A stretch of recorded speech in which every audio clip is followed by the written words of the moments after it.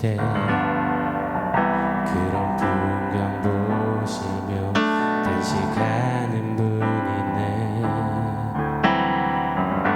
그와 같이 너희를 버려두지 않으리. 내가 너희와 영원히 함께하리라. 억눌린 자 갇힌 자 자유함이 없는 자 피난처가 되시는 성령님 계시네. 주의 영이 계신 곳에 참 자유가 있다네.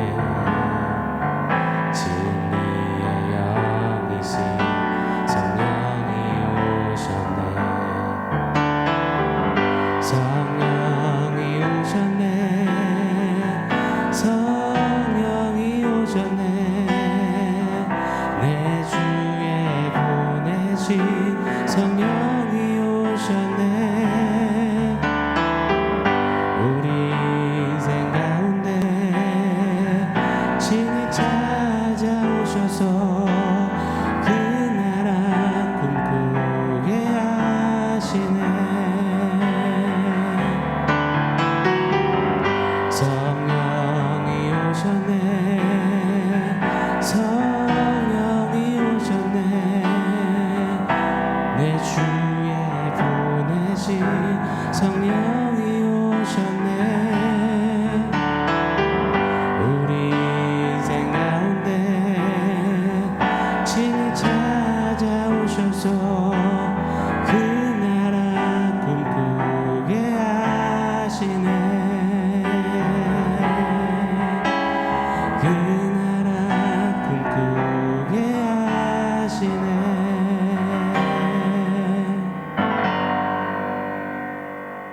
샬롬. 오늘 우리에게 주신 하나님 말씀은 마가복음 7장 13절로 20절입니다. 우리 한 목소리로 같이 읽겠습니다.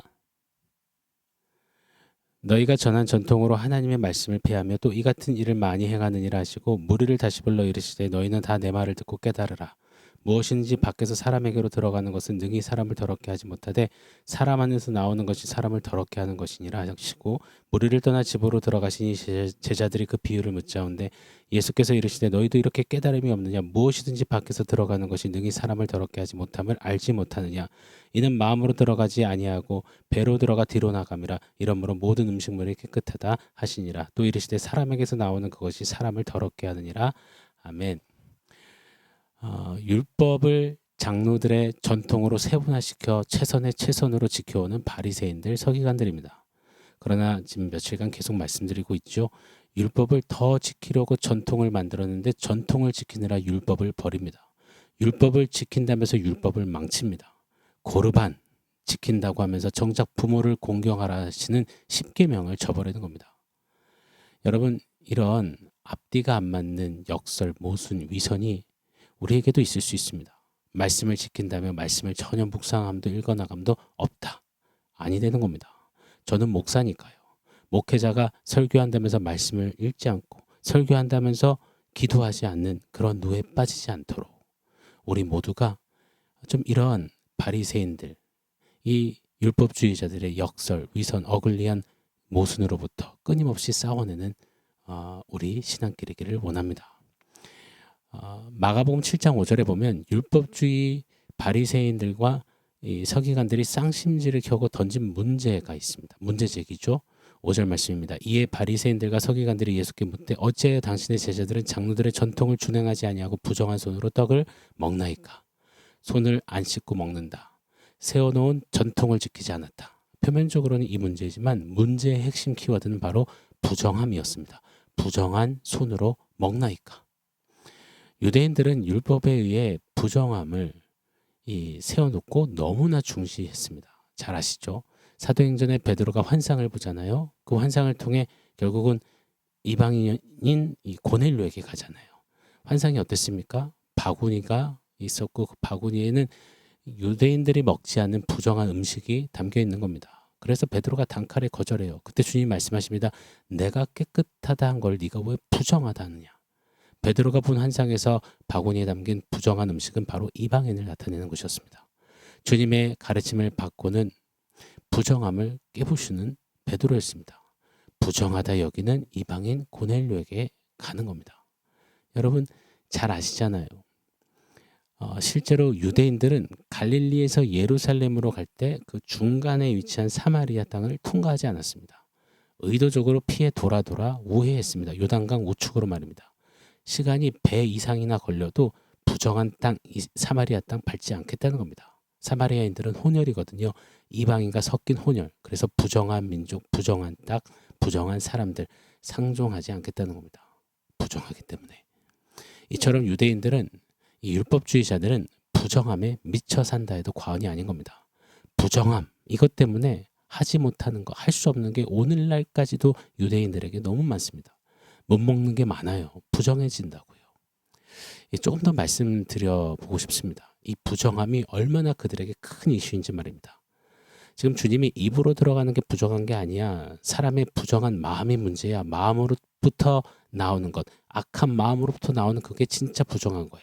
주님이 이 가르침을 하시는데 이것이 당시 유대인들에게는 정말 대지진과 같은 막 통째로 뒤흔드는 혁명적인 그런 가르침이었습니다. 이게 그냥 막 정도가 아니라 이건 정말 그들의 모든 것을 부정하고 깨트리는 말씀이었습니다. 자, 잠시만 한번 집중해 주세요. 구약 성경과 신약 성경 사이에 침묵기가 있습니다. 그때를 우리는 신구약 중간기라고 학문적으로 부르곤 합니다. 이 중간기에도 여러 에피소드들이 있고 그때의 문헌들 자료들이 참 성경을 이해하는 데 매우 중요합니다. 그때 기록된 외경들, 우리 성경 66권 외에 기록된 외경들도 있습니다. 대표적으로 마카비서라는 게 있죠. 자, 그 중간기의 분위기는 이랬습니다. 시리아 왕인 안티오쿠스 에피파네스 4세, 이 왕은 주전 175년에 칙령을 내립니다. 유대인들로 하여금 시리아의 법과 관습, 종교를 받아들이라고 명했습니다. 그리스 신에게 경배하게 했고 할례도 금하고 안식일도 금했습니다. 유대인들이 부정하다 여기는 극혐하는 돼지고기를 먹게 했고 돼지고기 피를 제단에 뿌리게 했고 제물로 바치게 했습니다. 그리고 이를 어기면 가차없이 사형에 처했습니다. 자, 이런 분위기 속에서도요. 얼마나 공포스럽습니까? 그리고 그 부정함, 큰일이네. 근데 유대인들에게 이 부정한 것이 얼마나 중요했냐면요. 얼마나 진심이었냐면요. 외경인 마카비서 그 1서에 보면 1장에 이런 기록이 있습니다. 그들은 부정한 음식을 먹어서 몸을 더럽히거나 거룩한 언약을 모독하느니 차라리 죽음을 달게 받기로 결심했고 사실 그들은 그렇게 죽어갔다. 부정한 음식을 먹느니 차라리 죽겠다. 부정함을 목숨보다 중히 여겼습니다. 심지어 마카비 4서에 보면 7장에 이런 대목이 있습니다. 7형제, 그러니까 7 아들들을 둔 유대인 과부 어머니가 있었습니다. 이 가족은 왕으로부터 부정한 고기를 먹으라는 강요를 받은 겁니다. 그때 형제 중 한 명이 대표로 왕에게 말하는 겁니다. 우리 조상의 법을 어기느니 차라리 죽고 말겠소.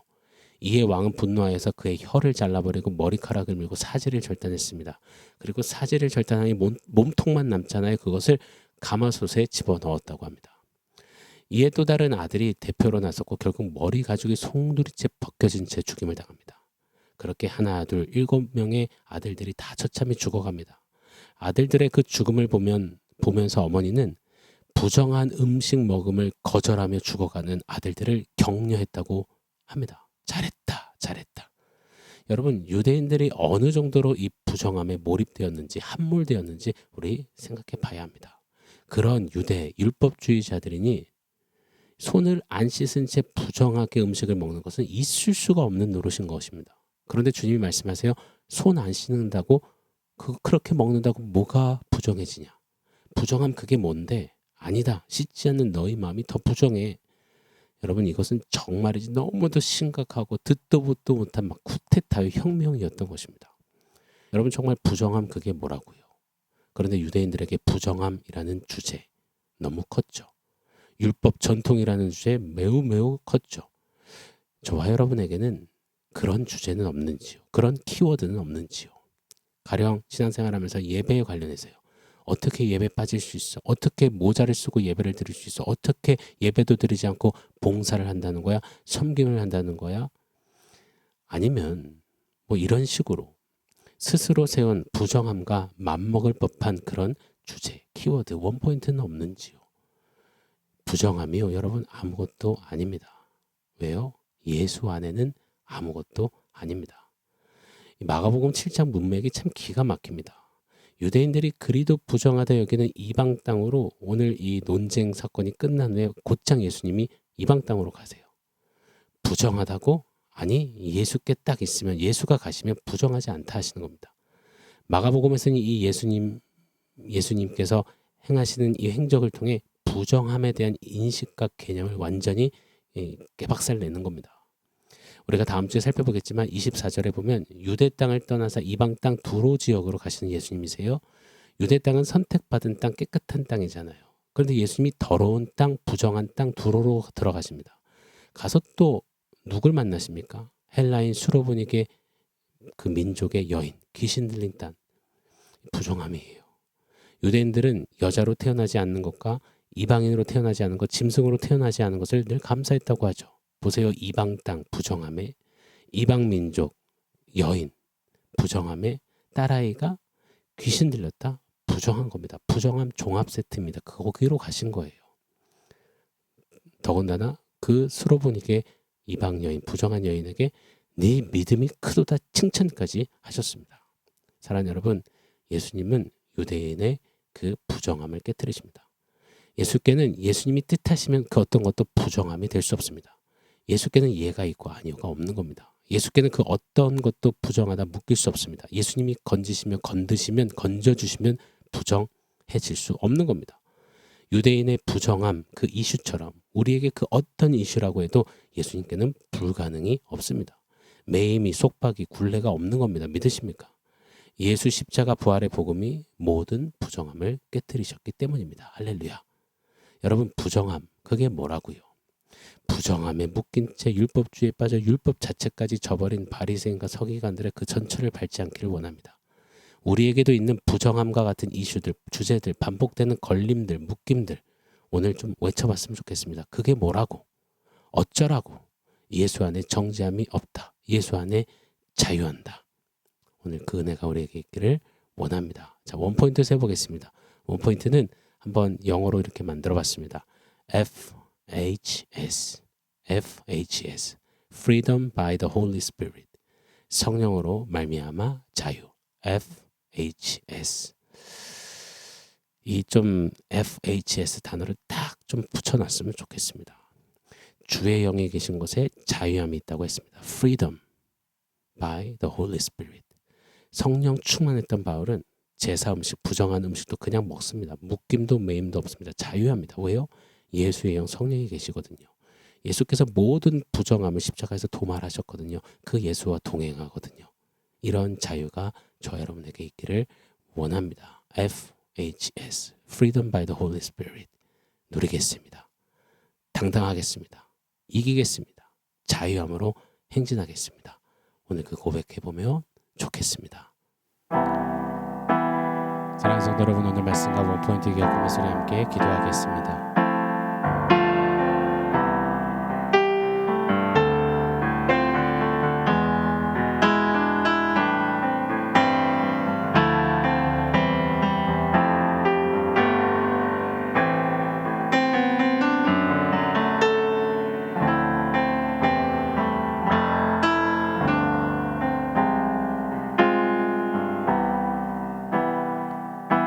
하나님, 성령으로 말미암아 자유함을 누리기를 원합니다. 유대인들에게 있어서 그 부정함처럼 우리에게 늘 묶이게 하고 매이게 하고 주저앉게 하고 갇히게 하는 그것들, 예수 안에서 자유함을 주셨사오니 그 자유함으로 넉넉히 깨뜨려 이기며 예수 안에 있는 나에게는 정죄함이 없다. 성령으로 말미암아 자유함을 누린다 외치며 승리하는 FHS, Freedom by the Holy Spirit, 그러한 성령의 사람들 우리 모두가 되게 하여 주시옵소서. 예수님의 이름으로 기도합니다. 아멘.